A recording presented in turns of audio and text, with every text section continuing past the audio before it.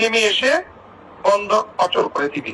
সচল যতক্ষণ থাকবে ততক্ষণ পর্যন্ত বাংলাদেশ আওয়ামী লীগ বাংলাদেশে কি করছে এটা বোঝা যাবে না। যেদিন অচল হয়ে যাবে সেদিন বাংলাদেশ আওয়ামী লীগ সারা বাংলাদেশ চলে না, এটা বোঝানো যাবে।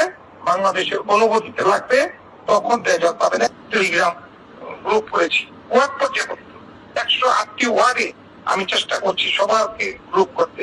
সেই কর্মসূচিকে কেন্দ্র করে বাংলাদেশকে অশান্ত করার নীল নকশা একটা প্রণয়ন করতে হবে।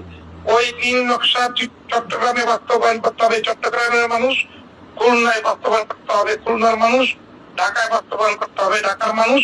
এরকম বিভাগীয় শহরে একদিনে লাল ছবি উপহার দিতে হবে, নয়তো কারো কানে পানি যাবে না। আমি কোথায় আছি, কিভাবে আছি, কেমনে আসবো এটা না।